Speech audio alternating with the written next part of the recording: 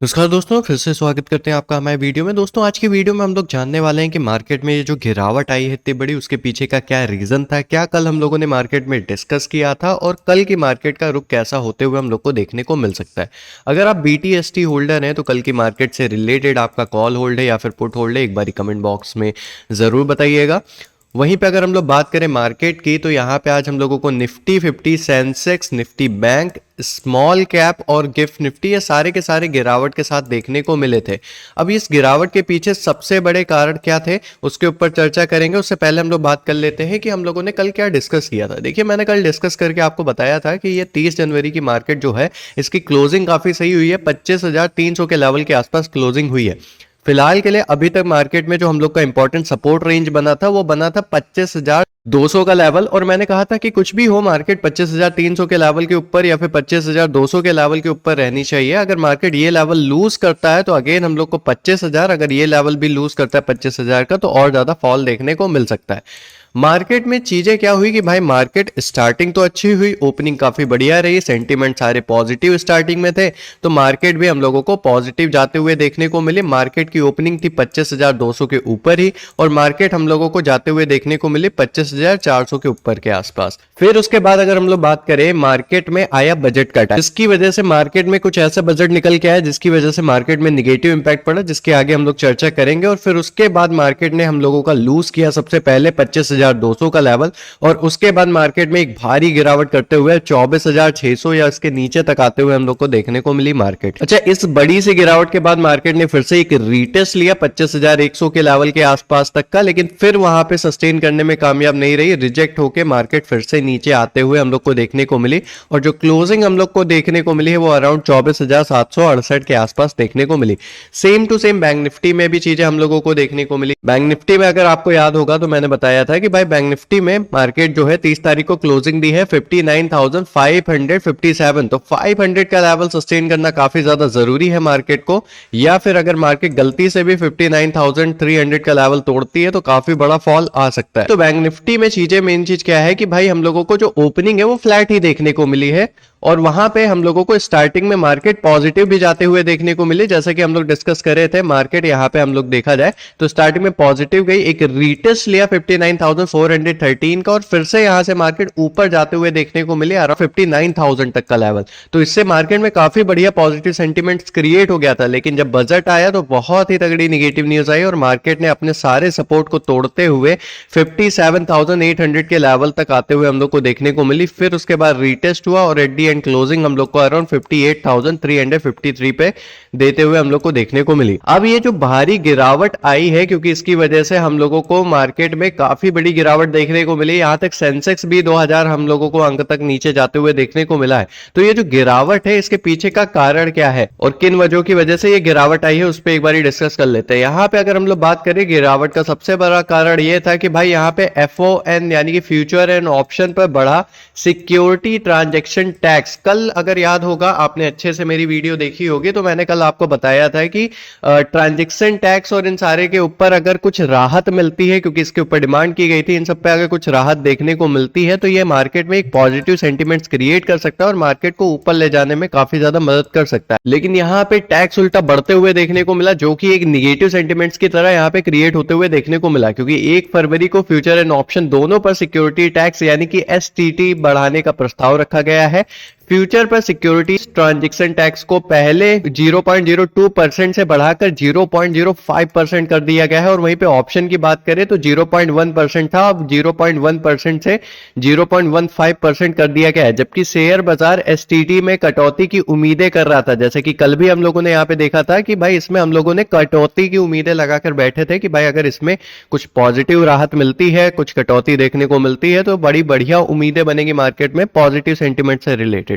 लेकिन इसमें उल्टा ही हम लोग को देखने को मिला। लेकिन अच्छी चीज ये थी कि भाई, इस बारी बजट जो था हम लोग का 11 बजे से 2 बजे के आसपास था, तो जो भी ट्रेडर्स थे जो ट्रेड कर रहे थे बजट में, हालांकि मैंने मैक्सिमम लोगों को मना ही किया था कि भाई, बजट वाले दिन वॉलेटिलिटी काफी ज्यादा रहती है, तो इस दिन की मार्केट को आप अवॉइड कर सकते हैं। लेकिन जिन्होंने भी ट्रेड किया, तो अच्छी चीज ये थी कि भाई, वो लाइव आप अपडेट देख सकते थे कि मार्केट में क्या सेंटिमेंट्स क्रिएट हो रहे हैं, क्या बजट पेश हो रहे हैं। वहीं पे अगर हम लोग बात करें, बाय बैक पर कैपिटल गेन के तौर पर टैक्स लगाने का प्रस्ताव रखा गया है, यानी कि फाइनेंस मिनिस्टर निर्मला सीतारमण जी ने 1 फरवरी को सभी शेयर होल्डर के लिए बाय बैक पर कैपिटल गेन के तौर पर टैक्स लगाने का प्रस्ताव रखा है। हालांकि उन्होंने यह भी कहा है कि प्रमोटर को एक्स्ट्रा बायबैक टैक्स देना होगा। वहीं पे ऊंचे लेवल पर मुनाफा वसूली, यानी कि स्टार्टिंग में अगर आपने देखा था तो भाई निफ्टी हम लोगों को 0.5% तक ऊपर जाते हुए हम लोग को देखने को मिली थी, यानी कि स्टार्टिंग का जो सेंटिमेंट था काफी ज्यादा पॉजिटिव था।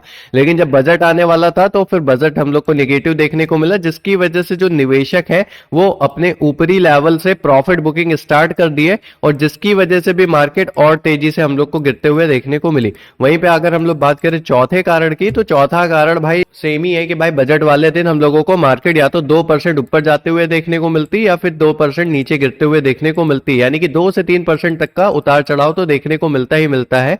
तो ये इतनी बड़ी उतार चढ़ाव बजट किस तरीके के आया है उसके ऊपर डिपेंड करता है, क्योंकि बजट भाषण के दौरान शेयर मार्केट हमेशा तेज उतार चढ़ाव देखा गया है। पिछले 15 से 14 मौकों पर निफ्टी 50 के बजट के दिन या बजट के दौरान 2 से 3% तक का उतार चढ़ाव देखने को मिला है। वहीं पे सबसे बड़ी वजह जो मेरे को फिलहाल के लिए लगती है, जो मार्केट में एक बहुत बड़ी गिरावट की वजह बनी है बजट के अलावा, वो थी मेटल कंपनियों के शेयर जो है उनमें काफी तगड़ी गिरावट देखने को मिली है। और ये हम लोगों की ग्लोबली गिरावट के लिए कारण बना है। ये जो मेटल की इंडस्ट्री में हम लोग को लगातार गिरावट देखने को मिल रही है, इंडियन में भी, तो ये ग्लोबली गिरावट के कारण हम लोग को देखने को मिला है, जिसकी वजह से 1 फरवरी को भी लगातार तीसरा दिन है आज भारी गिरावट हम लोग को मेटल इंडस्ट्रीज में देखने को मिली है। चाहे सोना हो गया, चांदी हो गया, कॉपर हो गया, इन सब में काफी बड़ी गिरावट देखने को मिली है। देखिए हिंदुस्तान कॉपर की बात करें तो 19% वहां पे हम लोगों को शेयरों में गिरावट देखने को मिला है। वहीं पे अगर हम लोग नेशनल एल्यूमिनियम कंपनी की बात करें तो उसमें भी 14% तक की गिरावट दर्ज की गई है। हिंदुस्तान जिंक में भी 13.5% तक की गिरावट देखने को मिली है, यानी कि मेटल इंडस्ट्रीज में मार्केट ने काफी पॉजिटिव सेंटिमेंट्स क्रिएट करके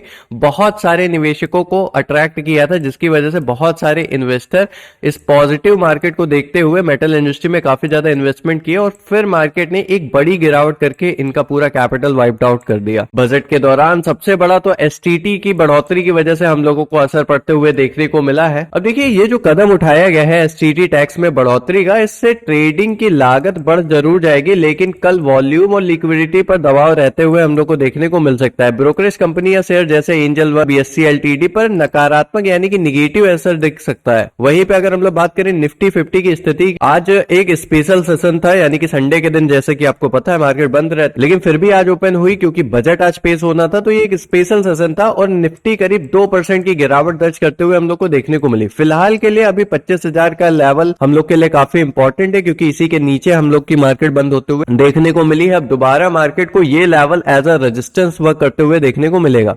सपोर्ट लेवल की बात करें तो कल के लिए मुख्य सपोर्ट जो है 24,800 से 24,650 के बीच में रहते हुए हम लोग को देखने को मिल सकता है। वहीं पे अगर रेजिस्टेंस की बात करें तो 25,150 से 25,300 का एक स्ट्रॉन्ग रेजिस्टेंस देखने को मिल सकता है। अच्छा, यहाँ पे डिफेंस और इंफ्रास्ट्रक्चर की बात करें तो इनसे रिलेटेड पॉजिटिव न्यूज पहले भी आ रही थी और घोषणा जब हुई थी बजट की तो उसमें भी इनसे रिलेटेड पॉजिटिव ही बातें की गई है। तो इन सेक्टरों में कल हम लोग को हलचल देखने को मिल सकती है। चांसेस आर वेरी हाई कि पॉजिटिव इंपैक्ट ही पड़ते हुए देखने को मिले। वहीं पे अगर हम लोग बैंक निफ्टी की बात करें तो बैंक निफ्टी में कुछ मिला जुला रुख देखने को मिला है, क्योंकि एचडीएफसी और आईसीआईसीआई स्थिर रहने की कोशिश कर रहे हैं, जबकि पीएसयू बैंक पर दबाव हम लोग को देखने को मिला था। फिलहाल के लिए इंपॉर्टेंट सपोर्ट और रेजिस्टेंस की बात करें अगर बैंक निफ्टी में तो 58,500 से 58,800 का जोन एक बहुत इंपॉर्टेंट सपोर्ट की तरह वर्क करेगा। वहीं पर रेजिस्टेंस की बात करें तो 59,500 के ऊपर आना पड़ेगा अगर मार्केट में एक स्ट्रॉन्ग मजबूती देखनी है। अब बजट के बाद का सेंटिमेंट्स कैसे हम लोग को देखने को मिल सकता है उस पर एक बार चर्चा कर लेते हैं। आज यानी कि रविवार को हुए सभी ट्रेडर्स का सेटलमेंट कल सोमवार को देखने को मिलेगा, जिसका सुबह की ओपनिंग में उतार चढ़ाव यानी कि वॉलेटिलिटी अधिक देखने को मिल सकती है। यानी कि कल के दिन काफी लोग सोच रहे होंगे कि मार्केट हम लोगों को साइडवेज देखने को मिल सकती है क्योंकि इतनी बड़ी उतार चढ़ाव देखने को मिली है, लेकिन कल के दिन चांसेस है मार्केट में फिर से वॉलेटिलिटी देखने को मिले, थोड़ा बहुत उतार चढ़ाव फिर से देखने को मिल सकता है। वहीं पे ग्लोबल क्यूज की बात करें तो बजट के अलावा कल एशियाई बाजारों की ओपनिंग और डॉलर इंडेक्स की चाल भी भारतीय बाजार की दिशा तय करते हुए देखने को मिल सकती है। तो बहुत ज्यादा जरूरी है कि कल आप यूएस मार्केट को भी चेक करें कि उसकी ओपनिंग कैसी हो रही है, और साथ ही साथ आप गिफ्ट निफ्टी को देखें कि उसकी ओपनिंग कैसी देखने को मिल रही है, क्योंकि यूएस में भी निगेटिव सेंटिमेंट्स काफी ज्यादा क्रिएट है। अगर यूएस मार्केट कल भी निगेटिव ओपन होती है या गिरावट दर्ज करती है तो हम लोगों की एशियाई मार्केट और इंडियन मार्केट पे भी निगेटिव असर पड़ते हुए फिर से देखने को मिलेगा। लेकिन अगर कल यूएस थोड़ी बहुत भी पॉजिटिव देखने को मिलती है और ऊपर जाते हुए देखने को मिलती है तो हम लोगों के लिए ये इंडियन मार्केट के लिए काफी अच्छी खबर बन सकती है और इसमें अगेन बढ़त देखने को मिल सकती है थोड़ी बहुत। वहीं पे सोने चांदी की बात करें तो बजट में कस्टम ड्यूटी या अन्य बदलाव के संकेत के कारण सोने चांदी की कीमतों में गिरावट आई है, जिसका असर ज्वेलरी और फाइनेंस शेयर पर पड़ सकता है। वहीं पे एक बार हम लोग इसकी टेक्निकल एनालिसिस जरूर देखेंगे, क्योंकि ये सबसे इंपॉर्टेंट चीज है, क्योंकि कल भी मैंने बताया था कि 25,200 या 25,000 के नीचे आएगी तो मार्केट बड़ी फॉल कर सकती है, और वैसा ही हुआ था मार्केट में। तो सबसे पहले हम लोग इसकी टेक्निकल एनालिसिस कर लेते हैं। फिलहाल के लिए अगर मैं बताऊं तो आपको यहाँ पे मार्केट की क्लोजिंग हुई है 24,768, तो 24,700 से 24,600 का जो बीच है ये हम लोगों का एक बहुत ही इंपॉर्टेंट सपोर्ट लेवल हम लोग को देखने को मिल रहा है। इस लेवल के ऊपर कल भी अगर मार्केट टिकती है या इसके ऊपर ही रहती है तो अगेन हम लोग को 24,900 से 25,000 के लेवल तक जाते हुए मार्केट देखने को मिल सकती है। लेकिन अगर कल गलती से भी 24,600 का लेवल मार्केट लूज करती है तो एक बड़ा फॉल की उम्मीदें फिर से जताई जा सकती है।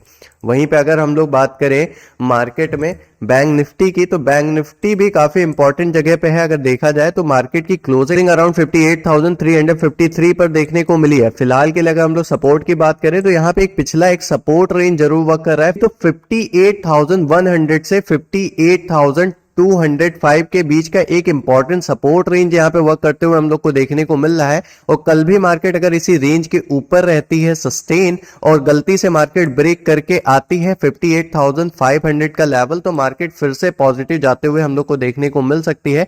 लेकिन फिलहाल के लिए सबसे इंपॉर्टेंट है कि 58,200 या 100 के लेवल के ऊपर ही टिके, इस लेवल को ब्रेक डाउन ना करे। अगर इसको तोड़ती है तो और ज्यादा गिरावट होते हुए हम लोग को देखने को मिल सकती है। तो आज की वीडियो में इतनी ही न्यूज थी, ये थे मेरे टेक्निकल एनालिसिस, और काफी ज्यादा इंपॉर्टेंट है कि गिफ्ट निफ्टी की कल आप ओपनिंग चेक करके ही मार्केट में एंट्री बनाएं, तो गिफ्ट निफ्टी पे काफी ज्यादा नजर रहने वाली है। फिलहाल के लिए इस वीडियो में इतना ही, मिलते हैं नेक्स्ट वीडियो में, तब तक के लिए जय हिंद, वंदे मातरम, धन्यवाद।